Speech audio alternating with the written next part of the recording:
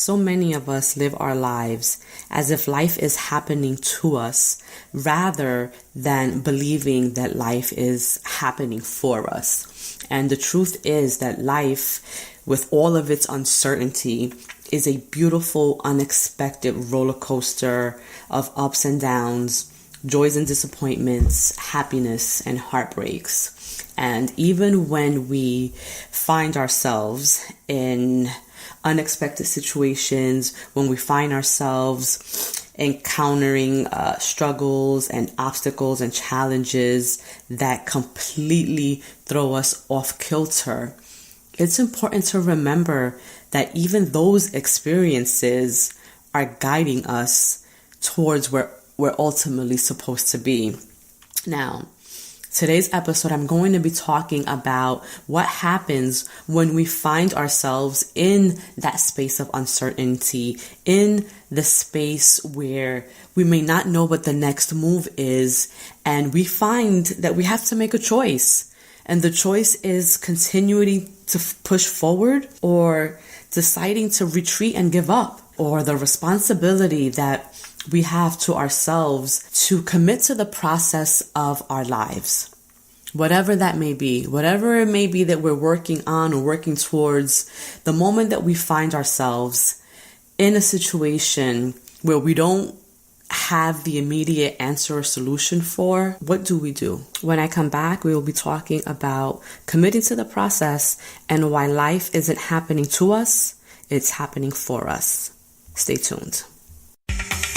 You are tuned in to the Empowerment Hour podcast, your digital global classroom where individuals across all ages, backgrounds, and career levels tune in for guidance and motivation to live life on their own terms. It's where inspiring thought leaders, modern-day influencers, and social game changers come to discuss their own personal journeys and have real conversations about the journey to success. I am your host, Nancy Ruffin, and every week I bring you raw and unfiltered conversations about the obstacles we all encounter, the times we felt like giving up, and the things that keep us forging forward. It's where passion and purpose intersect.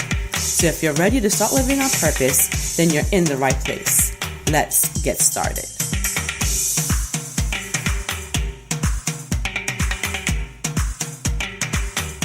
Welcome back to the number one self-help personal development podcast, The Empowerment Hour.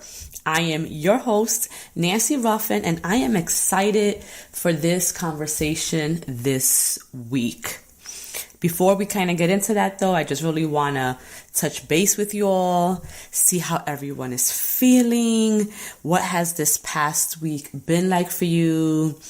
Have you been really stepping in and crushing those goals? Like I've been telling you week after week, we are already into the second week of February, guys. Time is passing us by. And there is no better time than the present to really get focused, get in gear, and really start committing yourself to doing the things that you want to do this year. Like, don't think that you can put it off till next week, because then next week turns into 2 weeks, 2 weeks turns into a month, and before you know it, it's going to be December 31st, and you're going to be looking at everybody around you celebrating, and you are going to be like, well, what the heck happened to me this year? There's no better time than the present to really get moving. And I know that sometimes it can be challenging to find your groove. It can be challenging to get started, because a lot of times it's the getting started that really keeps us stuck. We make excuses. We're procrastinators. We think that we can find better things to do with our time. But the truth is, my loves, that without committing to yourself, without committing to the process, and without starting, you're never going to accomplish the things that you want to create in your life. And for me, this week was probably one of the hardest weeks that I've had in a while. I don't know if it's just because I kind of started this year super busy. We're only in the second week of February, and I've already had 3 vision board workshops. I had 2 that I facilitated for my organization, The Fierce Woman. And then I did one at the Richard R. Green High School in downtown Manhattan, and that was with high school students. In addition to that, I've just had additional coaching clients, and I'm working with 4 women right now simultaneously, and that's exhausting when you think about everything else that I'm doing. I have my regular 9-to-5 job, I have my kids, I have my husband, and then I have the podcast that I record, once a week. So this week I really felt overwhelmed because in addition to the coaching sessions that I have with these women, which I designate, one night during the week for each woman, I also had mom responsibilities, which meant my daughter had 2 events going on this week at school in the evening, which meant that I had to reschedule 2 of my coaching sessions. And I felt like it was just so much this week, and I was really, really feeling it. I was so tired. And I shared a bit of that this week on my Insta story because I think that it's important to be transparent and to be real about, these things that we go through.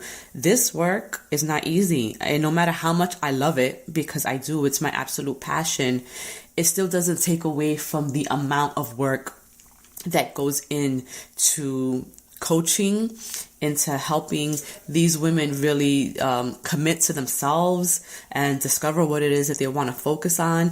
Because in addition to having the 1-hour coaching session, then I still have more work to do. Like, it's not just that. After the session, I then have to summarize my notes from the session. I assign these women homework because it's important for them to put into practice some of the behaviors, some of the strategies, some of the things that we talk about during our sessions.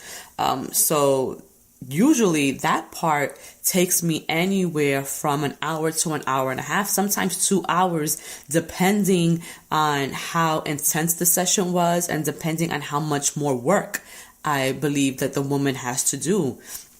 So it's not easy. And so when Friday came, I was just super excited that the weekend was here because, as you all know, I don't work weekends. Weekends are designated for my family, and it's also my downtime.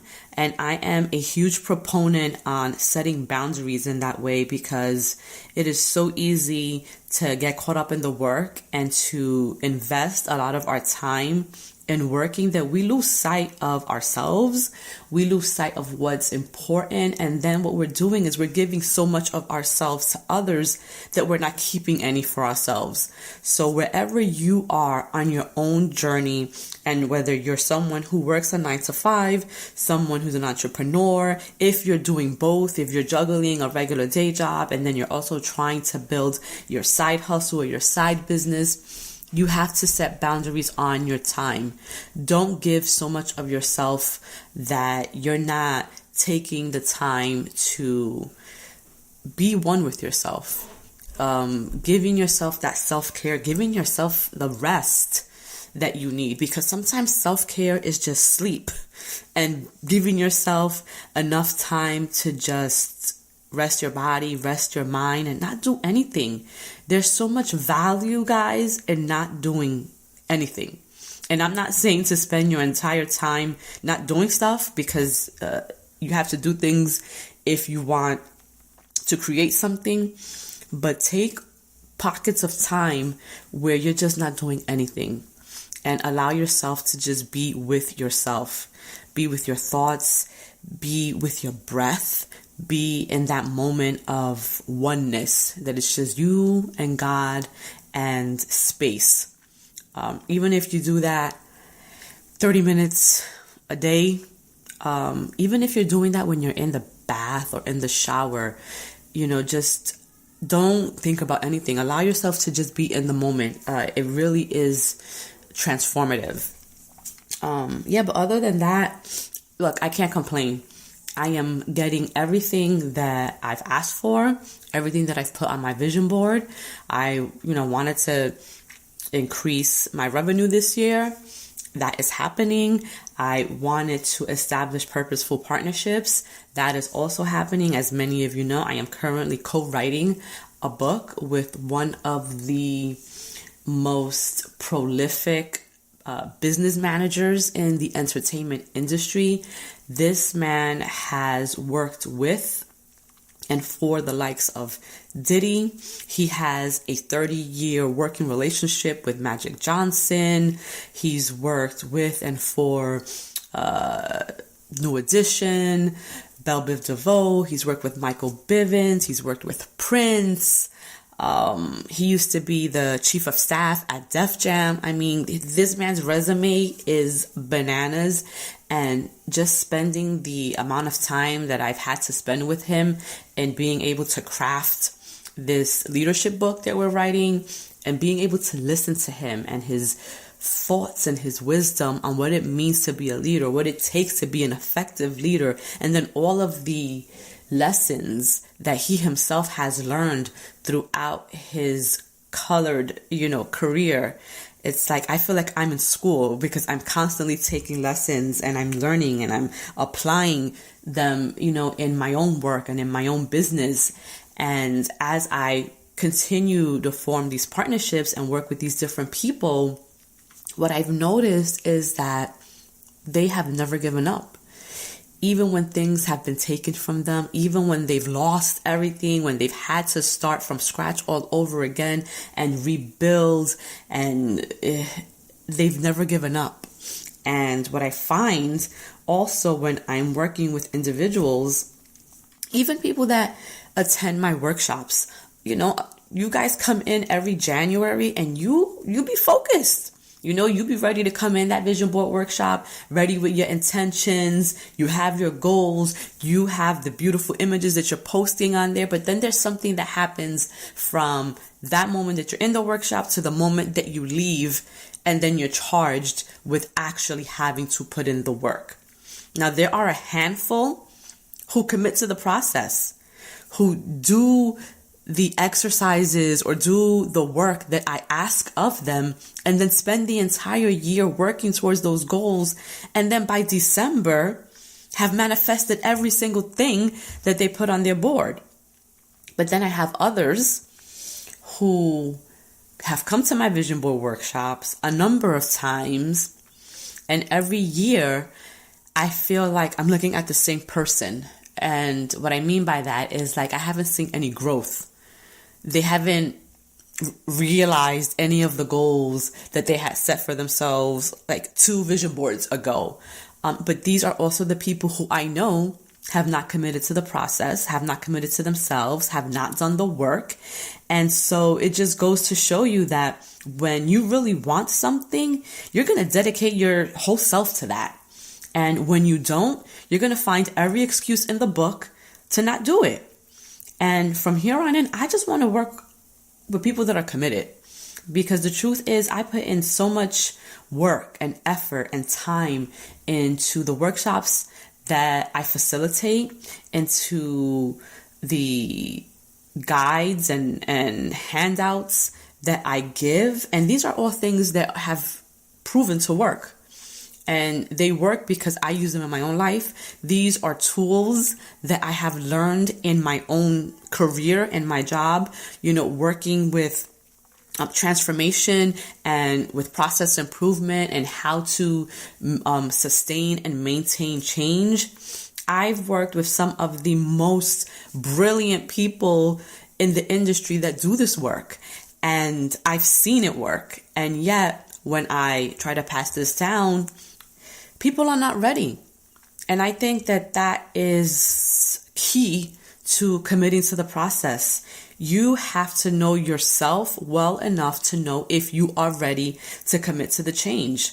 It's almost like for people who battle addiction, right? We know that it's a horrible disease. And there are those who reach rock bottom, who know that they've reached their limit and now they are ready. They're ready for the change, either because, they've lost their family, they've lost their homes, they lost their jobs, like they've lost everything. And so they have nothing more to lose.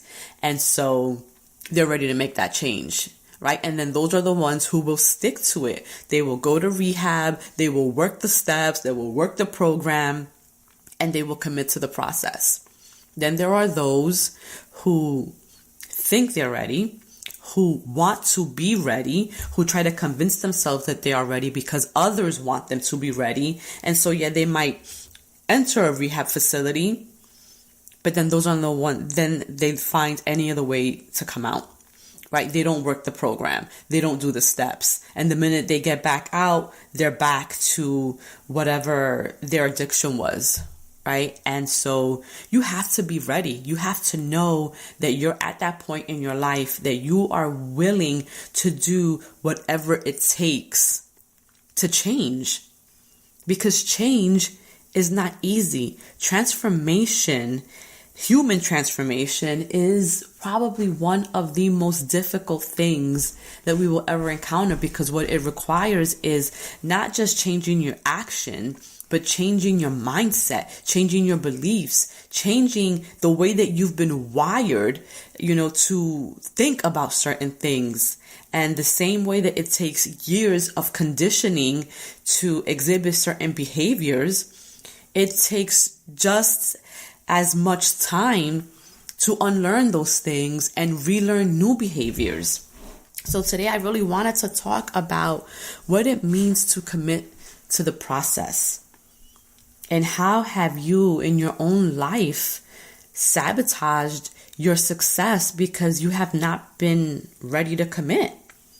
I know for myself, and I'm the perfect example, because back in 2016, right after I had my youngest daughter, I was really unhappy with my body and how I looked and the amount of weight I had gained and my inability to lose the weight.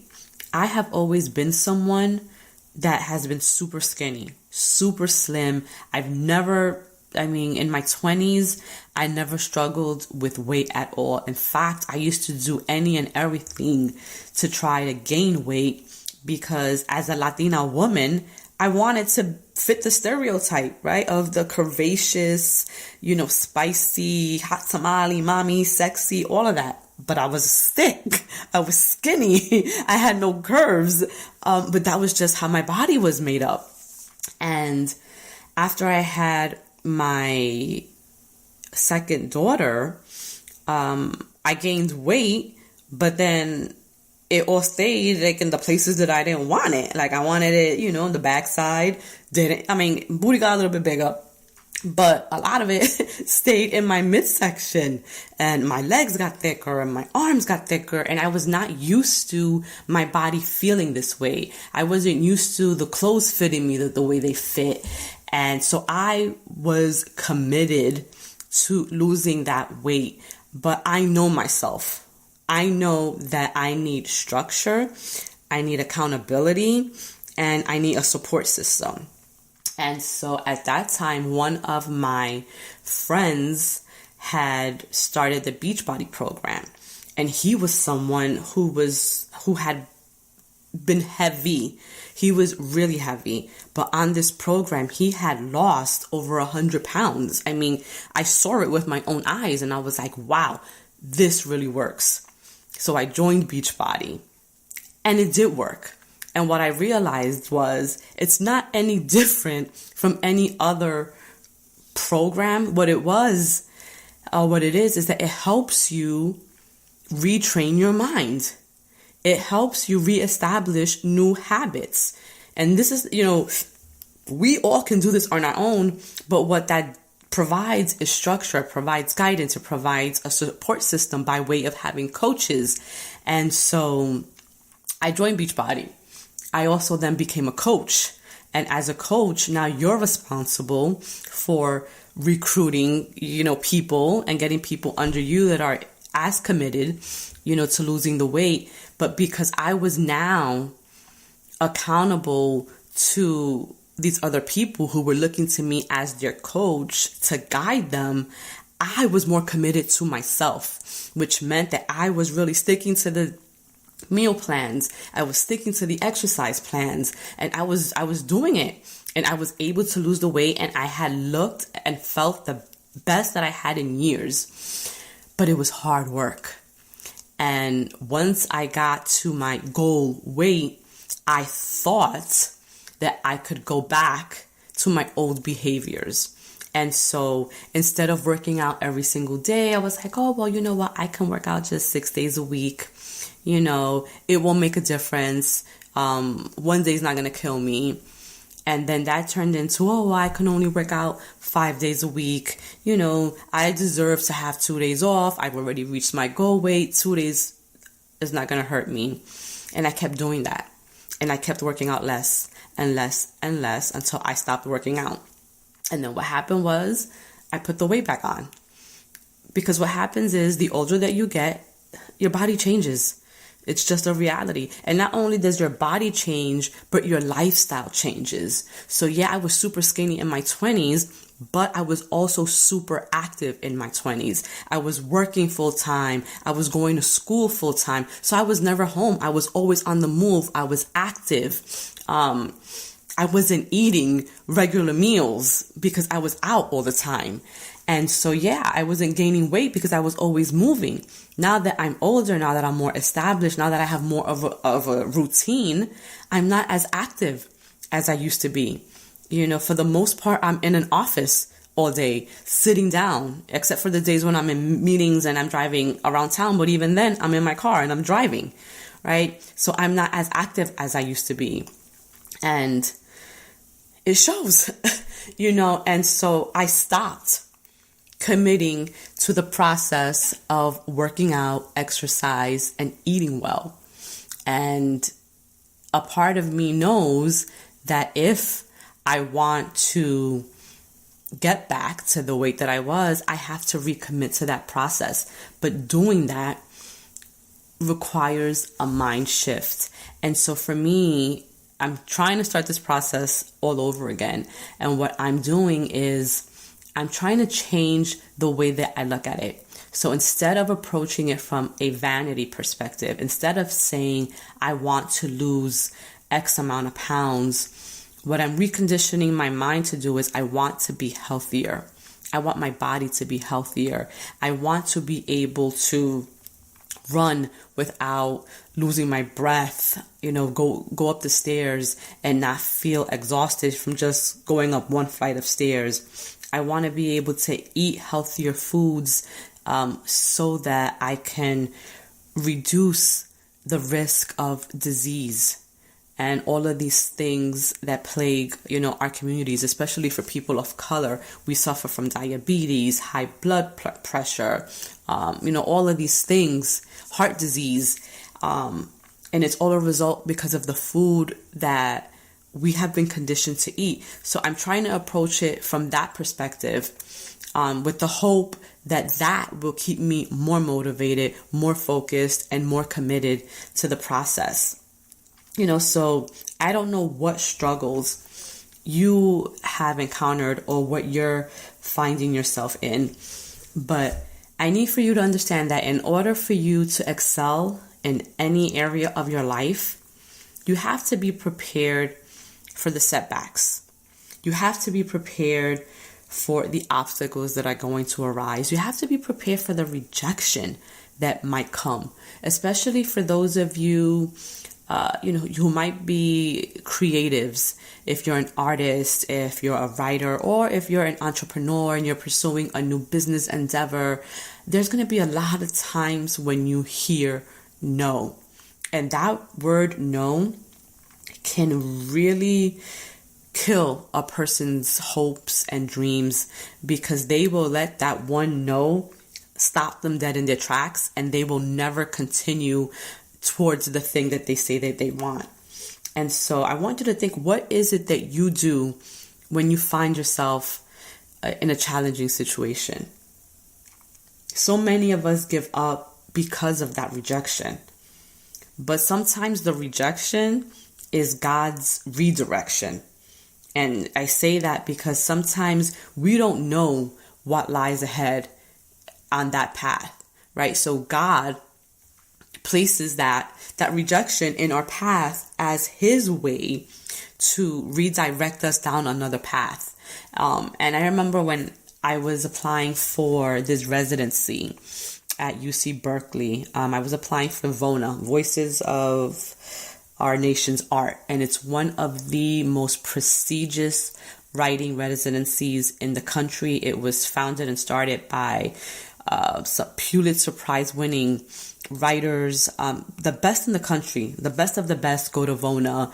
And if you're a writer, I encourage you to apply, because it will take your writing to another level. I mean, it's unbelievable to be able to sit for an entire week with some of the best writers in the country and have them look at your work, critique your work, tell you what's phenomenal, tell you what you need to work on, and for them to do it in a loving and constructive way. Anyway, I wanted to attend so badly, and I applied. And the first time that I applied, I didn't get in. I got waitlisted. And it made me feel for that moment like I wasn't good enough. Right? The reality was that this is a very competitive residency, and there aren't enough spots for the number of people that apply. I mean, people apply from all over the world, and they have just a certain amount of people that they can take a year.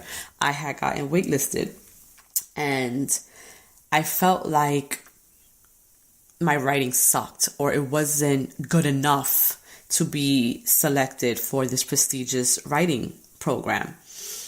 But what could have happened is that I could have let that rejection just stop me, right? And from never writing ever again, I could have just taken the wait list or the delay as a denial.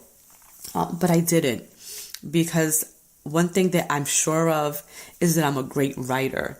And I'm also self-aware enough to understand that sometimes we're also not as great as we think we are. Sometimes we have to work a little bit more on our craft so that we can get up to that level, where we are good enough. And so that was what happened.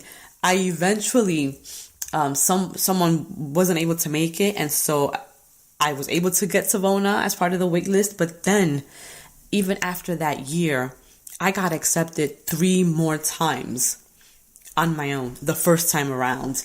But that was because I had committed to the process. That was because I didn't allow that one rejection or that one denial to redirect what I knew or what I know I have been created to do.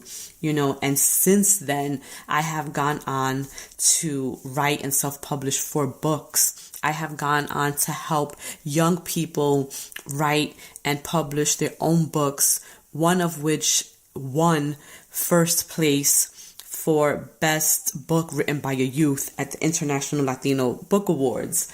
My own book won first place for best self-help book, and so I share that to say that we never know where our path is going to take us. And just because we don't get it right the first time, you may not get it right the second time, you may not even get it right the third time. That doesn't mean that you're still not supposed to be doing that thing. Understand that sometimes God is taking you on a detour because he knows that there's a clearer path for you. And sometimes he's taking you at that detour because he needs to grow you as a person. He needs to develop that skill of yours. He needs that talent of yours, to be tweaked a little bit more.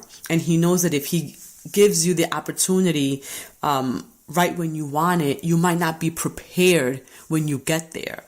And so everything that we're going through, every challenge, every obstacle is preparing us for that moment where we are going to be our best selves, where we are going to shine, where we are going to be the star of our show. And so I want to share something that Oprah wrote in her book, What I Know for Sure. And this book was gifted to me by a former client of mine who has since become a great friend. And because she knows that I love Oprah, she had gifted me this 3-book set by Oprah, and What I Know for Sure was one of them. But in the book, in the section under resilience, Oprah says, one of my greatest lessons has been to fully understand that what looks like a dark patch in the quest for success is the universe pointing you in a new direction. Anything can be a miracle, a blessing, an opportunity if you choose to see it that way. Who you're meant to be evolves from where you are right now. So learning to appreciate your lessons, mistakes, and setbacks as stepping stones to the future is a clear sign you're moving in the right direction.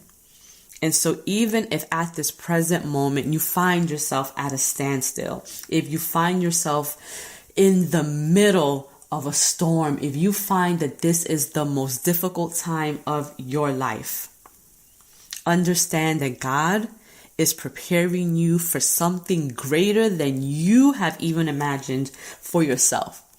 Because one thing I know for sure is that our strength and our resilience and who we are destined to become comes as a result of the challenges and adversity that we get through, right? Strength comes from our ability to face resistance and walk through it.